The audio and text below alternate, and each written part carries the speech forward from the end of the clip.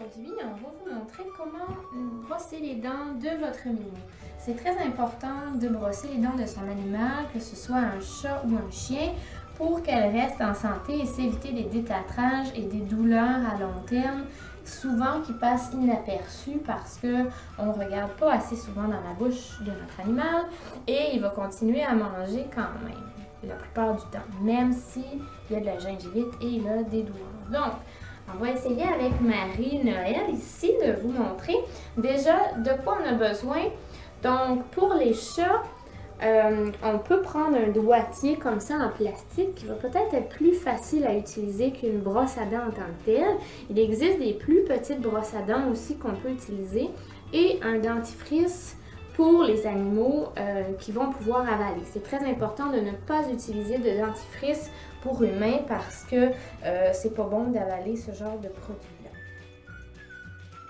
Alors, pour commencer, il faut habituer son animal à se faire manipuler la bouche. Donc, on commence avec son doigt à frotter les gencives au niveau supérieur, au niveau inférieur aussi, en avant, un petit peu comme ça, tranquillement. L'autre côté, on frotte comme ça, ici. Et quand ça va bien, on récompense. Très important de finir sur une note positive. Vous pouvez utiliser de la nourriture molle, comme ici. On voit Marie-Noël, elle aime beaucoup ça. Ou on peut utiliser des gâteries. Quelque chose de positif. Pour l'étape numéro 2, on peut introduire le dentifrice à notre chat. Donc on en met un petit peu sur le doigt, comme ça. Et puis on va l'appliquer sur nos gencives, comme on faisait avec le doigt. Voilà, en haut, en bas. Sûr qu'il va y goûter un petit peu. C'est bon, Marie? Ça a l'air bon.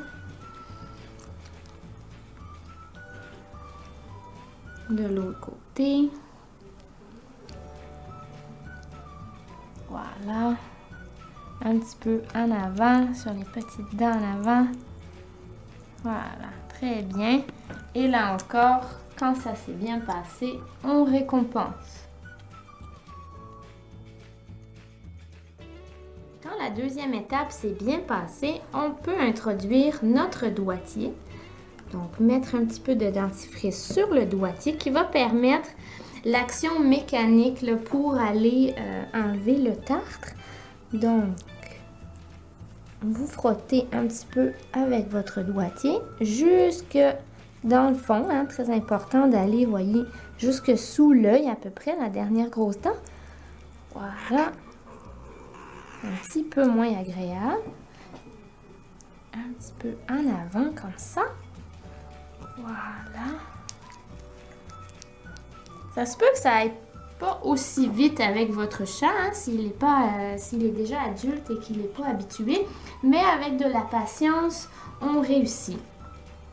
Si on essaye l'autre côté avec la petite brosse, voilà.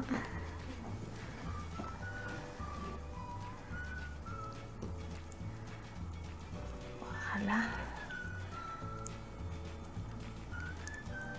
Les canines.